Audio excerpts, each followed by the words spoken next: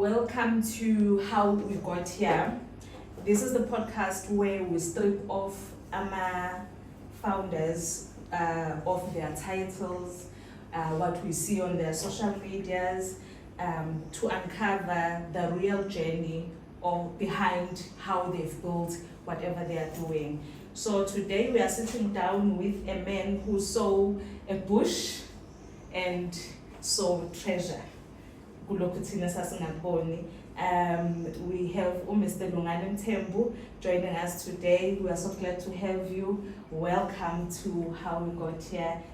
I hope you are ready to be laid back. Mr. Lungane is a former teacher and farmer, and now he is the founder and the CEO of one of the top KZN travel destinations, Somopho Hills.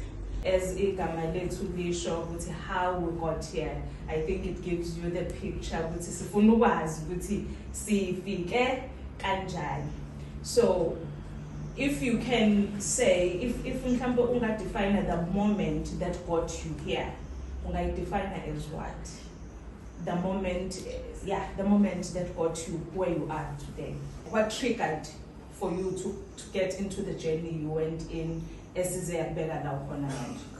okay. Ngicela ukubingelela siyabonga nethuba lokuthi sibe kanye nani namuhla la. Angazi if ngizwakala kahle kodwa ngicela sibheke isincane. So ngizama ukusummarize because it's been a long journey. Ngokuzalwa ngizalelwe emphakathini waKwaSomopho. Ngakhulela khona ngafunda primary yakhona ngamatriculator eQhamuka high school. Then afterwards I went to University of Zululand where I did my Bachelor of Education majoring in Science and Technology for 4 years. After 4 years I went back to work for the Department of Education for 5 years as a teacher. Then after 5 years, I resigned. Then went to farm. Thank you for laying it out like that. But I wanna get back to you leaving teaching to now start farming. Did you just decide that I'm leaving education or I'm leaving teaching strictly to go into farming, or you were leaving to go into business while you were still exploring?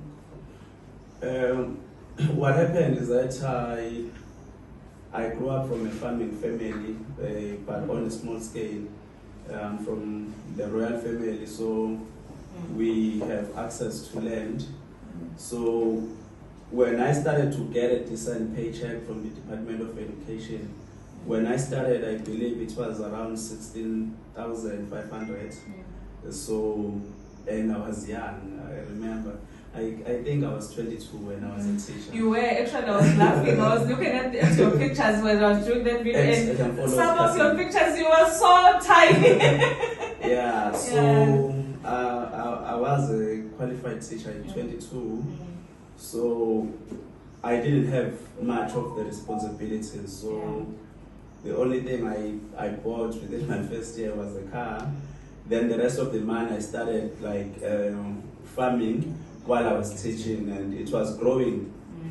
And it's the business who actually told me to say, now I'm at a scale whereby I can't do it both, you know, because already the business was at a level whereby it needs my full attention, and I can survive without the salary from the Department of Education. Farming is a good business. Everything starts and ends with farming. Like, it's the backbone of the economy. There's nothing you can do. From the clothes we are wearing is coming from cotton, of which is grown by farmers.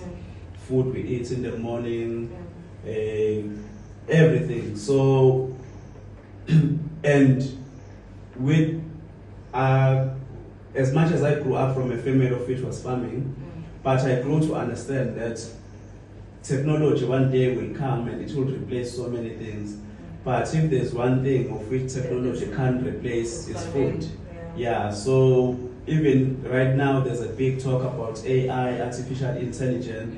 There's no way that AI can just do away with farming, because look at during the COVID time, farmers were given a status to travel anywhere because the state understood that farmers needs to feed. Even in the war, World War II, World War One, farmers were given subsidies to continue to produce food. So it's a fulfilling business. And we, during the time when we were starting out, we were so motivated by the fact that we were questioning that we are just consumers, because if you haven't got to a point whereby you earn your money but you never want to understand where it ends.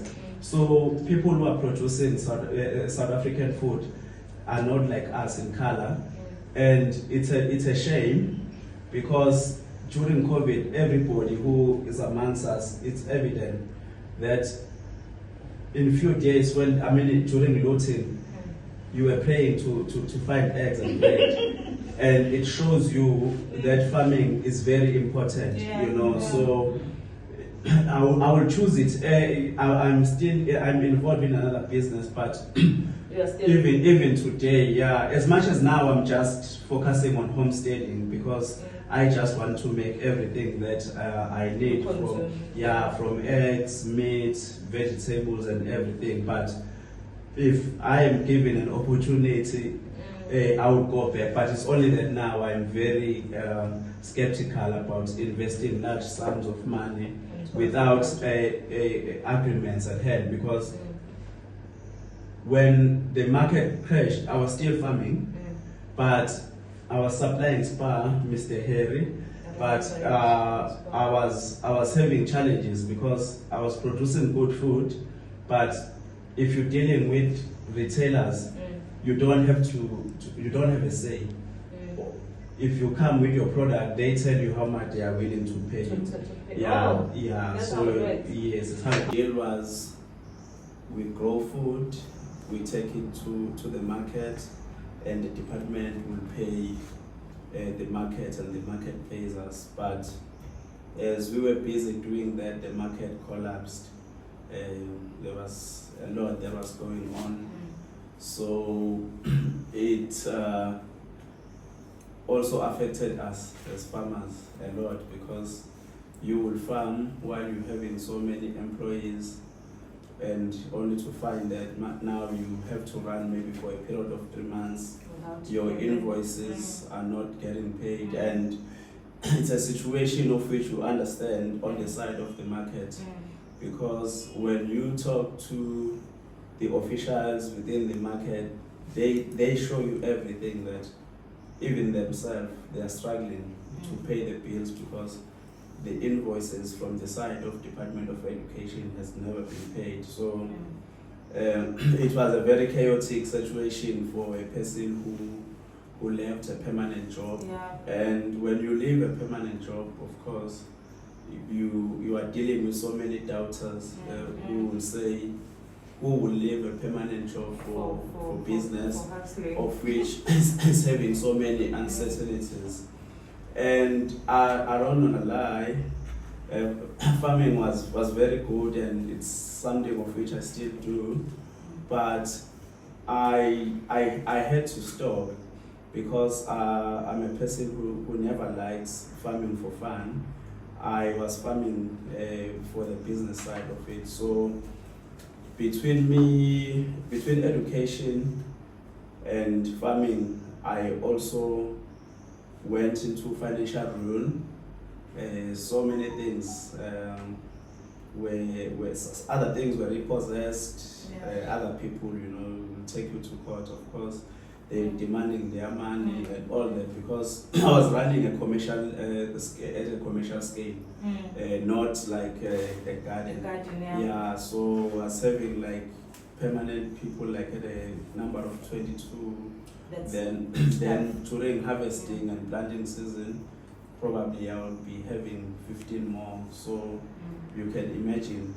Then I got rescued because of my talents to be given a job on a permanent basis by the city of Mhlathuze. And I was focusing on youth economic development, situated in Richards Bay and Mbangeni. Then 5 years, I guess, is the number. Then after 5 years, also, I felt that it is not what I meant to do. Then I had to resign again. Then both of these government jobs, I left in good spirit. For those who work with me, they will know.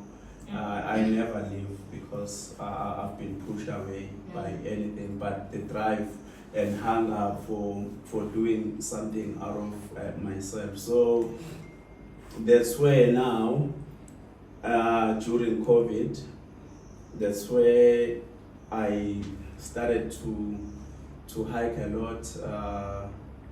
Then I started to look at the beauty of the hills, of which are within my community, and there was completely nothing, no access road, nothing at all.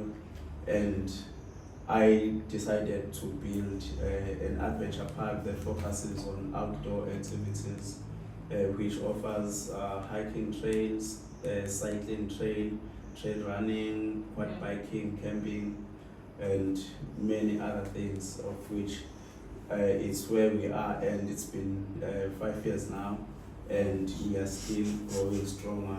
The moment that brought you to where you are, especially with Somopho Hills, it was during COVID where you started hiking, and then you started to notice the beauty of the hills and everything, and it sparked the idea of you starting something out of it.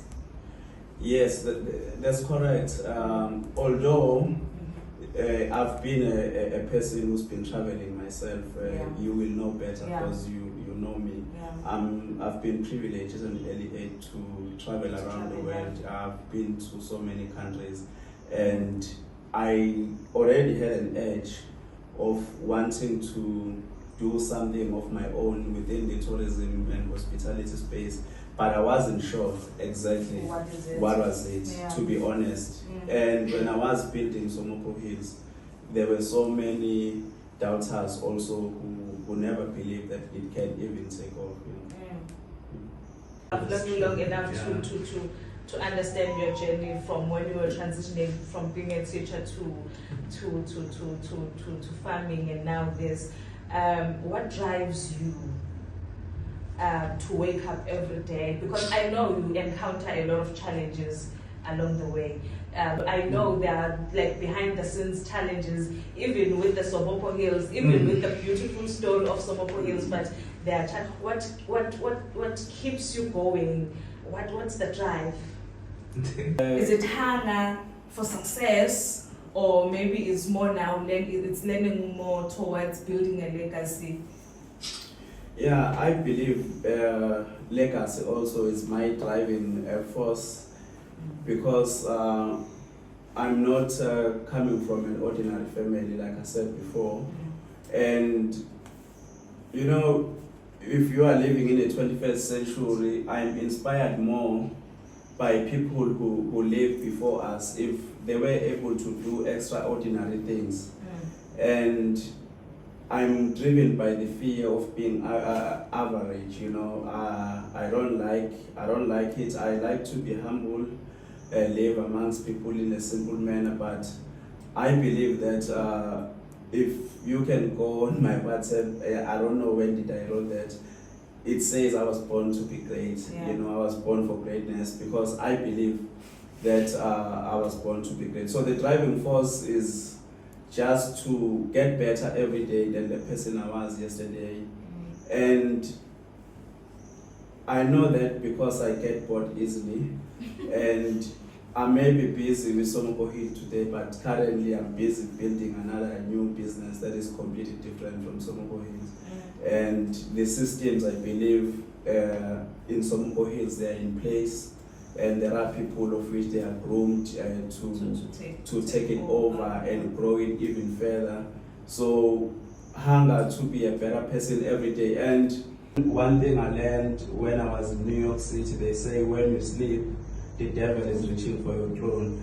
And your throne is never, the devil may never be the devil himself, but it's a say of which they say, when you relax in the industry of which you are in, somebody that you don't even know is studying every move that you make and, will surprise you. So you must just take and treat each and every day like you're having 1,000 competitors of which they are waiting for a chance, So you need to take it very serious when you are given an opportunity to become, because like I'm talking about tourism today because I have, a receipt to talk about it, In the recent past I was talking, because I started this and it was working and it was making money.